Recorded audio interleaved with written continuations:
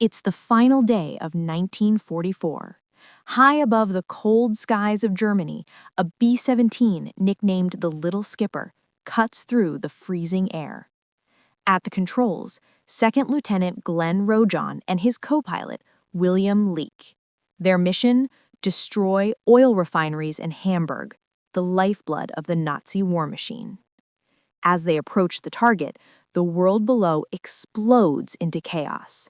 Flak bursts tear the sky apart, black clouds of steel and fire. All around them, B-17s vanish into smoke, one after another. Still, Rojon presses forward. He spots the smoke marker over the docks. The signal. Bombs away comes the command. Bomb bay doors open. A rain of 500-pound bombs tumbles toward Hamburg. From below, the gunners shout, "Right on target!" But before the relief can sink in, the sky becomes a storm of enemy fire. Then, disaster. Ahead, a B-17 called Fools Rush In takes a direct hit. It veers sideways and slams into another bomber, Cramps Tramps. Two giants collide midair, breaking apart in a shower of metal and flame. For a moment, every man watching believes no one could have survived. Then Rojon's voice cuts through the intercom. 3, 4, I see 6 shoots, mark it down. Even in hell, there's a trace of hope. With the bombs dropped, the squadron turns for home, back over the icy sea. But safety is a myth. Bandits, 11 o'clock high, the call rings out. 50 German fighters dive from the sun, Me-262 jets slicing through the formation like lightning. They're too fast to hit. Then come the Bf-109s and FW-190s swarming like hornets. The faithful forever, Rojon's wingman, takes another hit and falls away. But the crew bails out and lives. The sky is chaos, and the Americans are barely holding on. Then, like angels, silver P-51 Mustangs streak into view. Thank God, someone whispers. The Germans scatter, chased by the American fighters. But the relief doesn't last. Over the coast, the flak begins again. And just when they think they're clear, another wave of enemy planes rises from Bremen and Oldenburg. The formation breaks apart in turbulence. B-17s drop out one by one, streaming fire. Then, the worst. A German fighter strafes the lead plane, 9 lives. Bullets rip through the cockpit. Both pilots are killed instantly. But somehow 9 lives keeps flying, ghosted by its dead crew. Rojon, trying to close formation, searches for the missing lead. He never realizes he's flying straight into it. "McNabb, pull up," a nearby pilot screams over the radio. Too late. At 12:44 p.m., the sky explodes.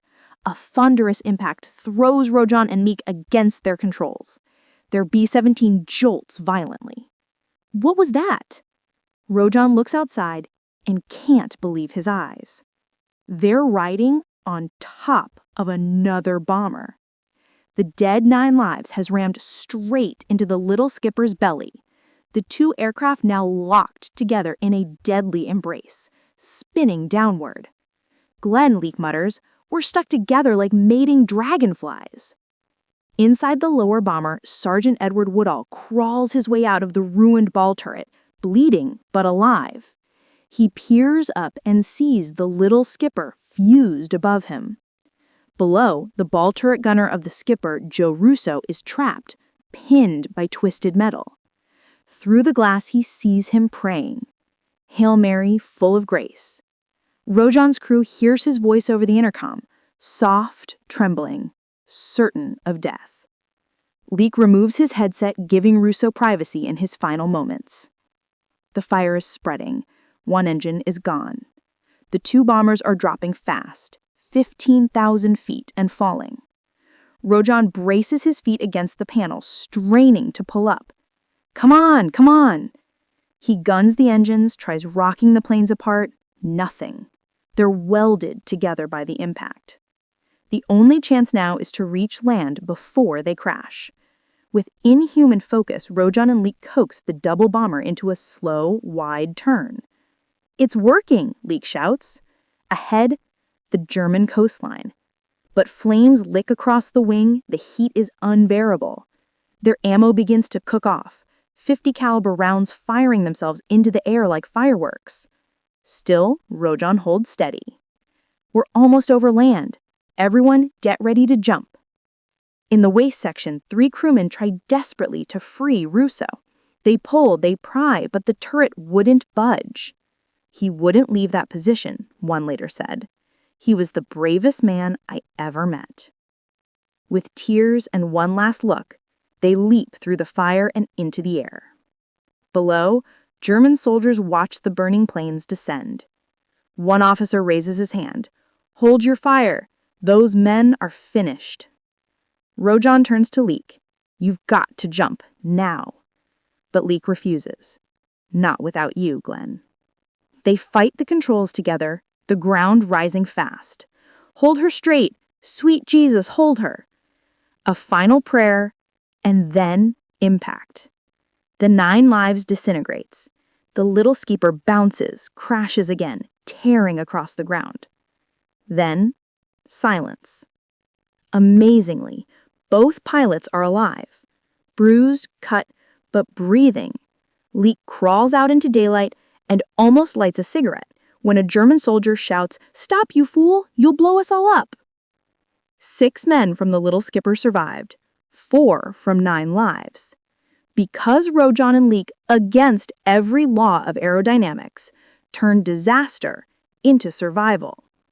Later, Rojan would quietly accept the Distinguished Flying Cross. He never boasted, only said, "In all fairness, I owe my life to my co-pilot." If you thought that was incredible, wait until you hear about the B-17 gunner who fell without a parachute and lived to tell the story. Click here to watch that unbelievable tale next, and don't forget to subscribe for more real stories of courage and fate.